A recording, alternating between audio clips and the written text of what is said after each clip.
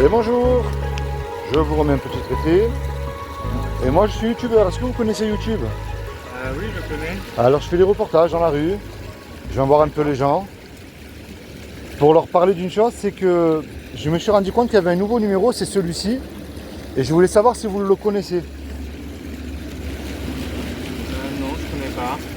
Alors, je voulais savoir surtout ce que les gens pensent après la mort. C'est ça qui m'intéresse. Que les gens pensent après la mort.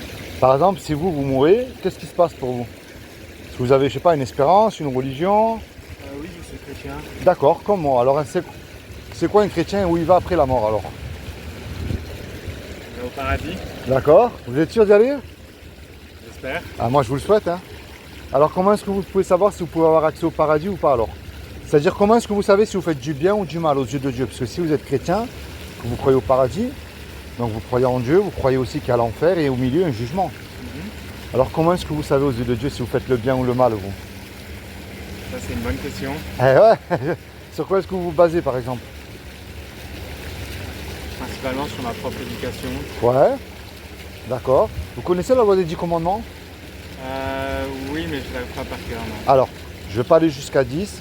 Sur mon traité, je vous rassure tout de suite, il n'y a aucune adresse, aucun numéro de téléphone. Si vous allez dans une église, c'est bien, je ne critique pas, mais ce n'est pas mon but, je ne remplis aucun banc d'église, ni une secte, ni une organisation, et je ne vous juge pas non plus. Je ne suis pas témoin de Jéhovah, ni rien de tout ça. Ça, c'est annoncé d'avance. La loi des 10 commandements, elle est belle parce qu'elle montre que même si moi, je ne vous connais pas, je ne peux pas vous juger, et elle ferme la bouche à tout le monde. Et vous allez voir, je ne vais pas aller jusqu'à 10. Il y a un commandement qui dit tu ne mentiras point. Oui. Est-ce que ça vous est déjà arrivé de dire un mensonge? Oui, Comme tout le monde, hein, moi aussi j'ai menti plus que vous. Hein. effectivement. Il y en a un qui dit tu ne voleras point. Alors voler, ça ne veut pas forcément piquer une voiture, entrer dans un magasin. Télécharger une musique par exemple ou un film. Oui, des téléchargements illégaux. Bon, exactement. Est-ce que ça vous est déjà arrivé? Ouais, quand j'étais plus jeune et qu'on n'avait pas accès aux plateformes de streaming Ouais. à l'époque. Mais comme tout le monde, Ouais. il y en a un qui dit tu honoreras toujours tes parents. Attention, il y a un piège. Hein. Est-ce que vous êtes sûr que vous les avez toujours honorés, vos parents? J'essaie de le faire le mieux possible, en tout cas. Que vous leur avez déjà désobéi? Sûrement. Moi aussi, il y a la crise de l'adolescence, je l'ai faite comme tout le monde. Hein. Il y en a un qui dit tu mettras toujours Dieu, lui en premier dans ton cœur. Avant que vous me donnez votre réponse, moi j'ai remarqué que même un incroyant essaye de mettre Dieu dans sa vie quand tout va mal. Mais lorsque tout va bien, est-ce qu'on pense à lui? Moi, personnellement, oui. Enfin, peut-être pas tout le temps, mais ça m'arrive, oui. Parce que si vous En tout vivez, cas, pas que quand tout va mal. si vous vivez aujourd'hui, vous savez que c'est une faveur qu'il vous accorde. Hein. Ah oui, je sais bien. Et il y a un dernier. C'est acquis, hein. Ouais. Et il y a un dernier, il y a un commandement qui dit tu ne commettras point d'adultère. Mais Jésus il a mis une barre au-dessus parce qu'il a dit quiconque a regardé un homme et une femme avec de la convoitise a déjà commis un adultère dans son cœur. Oui. Ça nous est aussi arrivé de regarder des femmes avec des idées dans la tête comme tout le monde. Enfin, je vous rassure que même les femmes font pareil. Hein. Alors, vous voyez pourquoi elle est belle cette loi? Je reviens à ce que j'ai dit au début, je ne peux pas vous juger parce que ce que vous avez fait, je l'ai fait aussi moi. Mais maintenant, je reviens vers vous avec la loi là. C'est comme si que vous vous regardez dans un miroir quoi, et vous prenez conscience que aux yeux de Dieu, vous êtes pécheur. C'est vrai. Eh ouais. C'est comme si vous êtes un très bon athlète et moi je suis votre... Au début de chaque messe, on reconnaît qu'on a péché. Eh oui, mais regardez, c'est comme si vous êtes un bon athlète. Moi, je suis votre médecin. Pour vous, tout fonctionne bien. Mais moi, je vous dis quand même, allez faire une radio. Vous revenez avec la radio, je me suis aperçu qu'il y a un problème. Oui. C'est ce qu'on appelle le péché. Vous voyez? Et c'est le péché qui nous éloigne de Dieu et qui nous envoie en enfer. Parce qu'il faut remettre les choses en l'ordre. Dieu, on verra bien le pécheur en enfer et non pas le péché. Ça, c'est la mauvaise nouvelle. Moi, je vous amène quand même une très bonne nouvelle le bon matin. Est-ce que vous savez ce que Dieu a fait pour vous il y a 2000 ans?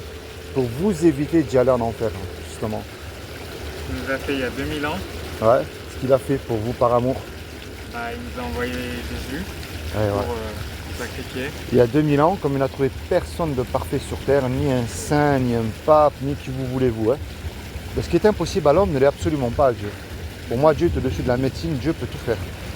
Eh bien, ce qu'il a fait il y a 2000 ans, il a pris cette forme humaine. Il s'est revêtu justement d'un corps qui est Jésus le Christ. Et il a dit quiconque croit, pas plus. Il n'a pas dit d'aller faire des études de théologie, des croisades ou je ne sais quoi. Il a dit de croire que Jésus est le Fils de Dieu et qu'il est ressuscité des morts le troisième jour, aura la vie qu'il y en a à mes côtés. Mais vous savez, dans différentes religions, on me dit qu'on connaît Jésus. C'est bien. Ils croient en lui, c'est très bien de croire. Les démons aussi croient. Et eux, ils tremblent. Hein. On va dire de ce côté-là, eux sont beaucoup plus humbles que nous. Hein. Alors moi, le but de ma démarche envers vous, je vous donne la clé, vous en faites ce que vous voulez. Ça s'appelle la repentance. Est-ce que vous savez ce que ça veut dire la repentance? Repentir, c'est une forme d'expiation de ses péchés. C'est-à-dire que, je prends le mensonge, c'est plus simple. C'est-à-dire là, sur le petit mur en pierre, si je mens ma petite copine, à mon employé, à mon patron, mes parents, je m'en fous, personne ne sait. Mais je ne peux plus me comporter comme ça, moi. Oui. Parce qu'il m'accorde le paradis gratuitement. C'est une grâce qu'il m'accorde. Vous voyez, c'est ça la repentance. C'est pas je chante Alléluia dimanche matin, lundi, mardi, j'ai oublié que je chante Alléluia. Imaginez, vous et moi, on commet un braquage. Par exemple, on va braquer le restaurant qui est là, on prend la caisse. Vous et moi, on se fait attraper par la police. La police nous conduit au tribunal, nous passons devant le juge. Et le juge dit, voyez, tous les deux, je vous laisse le choix. Vous me déposez 10 000 euros de caution, je vous envoie tous les deux 15 ans en prison. On n'a pas l'argent puisqu'on vient de se faire serrer. Puis qu'on le veuille ou pas, on ne peut pas revenir aussi en arrière et effacer le mal qu'on a commis. Et on ne peut pas dire, vous et moi, monsieur le juge, vous êtes bon, miséricordieux, je vous le promets. Si vous me laissez partir, je ne recommencerai plus, vous ne me verrez plus. Le juge, il va dire, je suis bon, miséricordieux, c'est vrai, mais moi, ne m'achète pas, je suis un juge. Vous me payez la caution, vous partez en prison, c'est aussi simple que ça. On se regarde tous les deux, on ne sait plus quoi faire. Mais il rentre tout à coup un homme qu'on ne connaît pas. Et cet homme-là, par amour pour nous, il donne l'argent, il paye la caution. Le juge, il est satisfait que la caution elle a été versée, donc lui, il nous libère. Mais imaginez-vous dans l'action. Cet homme qui a donné la caution vient se présenter en retour devant vous. Qu'est-ce que vous allez dire, vous, à cet homme-là, sincèrement? Qu'est-ce que je peux vous dire? Imaginez-vous, moi je ne vous connais pas, mais par amour pour vous, je paye la caution. Forcément, on le remercie. Ouais. Si vous demandez un service, vous allez le rendre, ce serait normal aussi. Oui. Mais vous voyez, c'est une merveilleuse image que je viens de vous donner là. C'est ce que le Christ, c'est ce que Jésus a fait pour vous il y a 2000 ans sur la croix pour vos péchés. Quand Jésus est mort à la croix, il est mort pour vous, pour moi.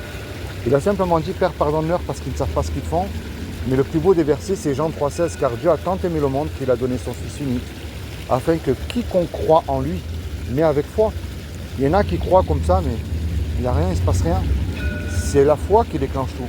Eh bien, il aura la vie éternelle à mes côtés.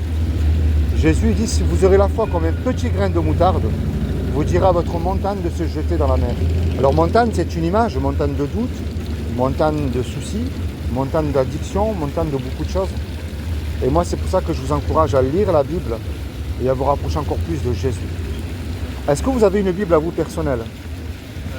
Personnellement, non, j'en ai pas.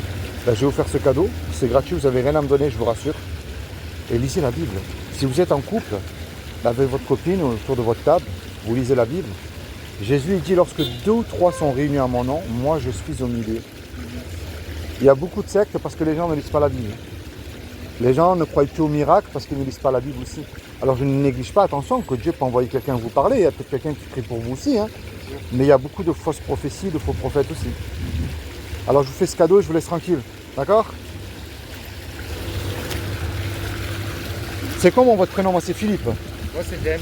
James. Alors James, ça c'est une Bible. Et moi je t'encourage, enfin je te me permets de te tutoyer si ça ne te dérange Oui, pas, pas de souci. à commencer à lire dans l'évangile de Jean pour connaître Jésus.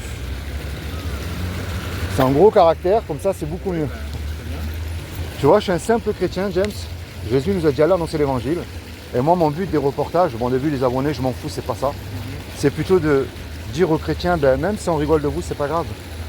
Quand on aime son prochain, on lui dit la vérité. Avec sagesse et amour, bien sûr. Hein. C'est la repentance et placer notre foi en Jésus, lui seul. Que Dieu te bénisse, James, toi et toute ta famille. Également, merci beaucoup. Je te remercie pour les quelques minutes que tu m'as accordées. Je t'en prie. En tout cas, félicitations pour ta démarche. Merci. Tu as du courage, tu viens Merci. parler, t'adresser aux gens et prêcher notre religion. Donc, C'est ça qu'il faut faire. Tu sais, la vraie religion pure et sans tâche, c'est d'aller visiter les veuves et les orphelins, d'aimer son prochain comme soi-même bien sûr. et de l'avertir qu'un jour on va mourir et que le seul sauveur c'est Jésus-Christ lui seul. Allez, je te laisse tranquille, sois béni, James. Ouais. Et je te remercie. Allez, merci, au revoir. Merci. Merci.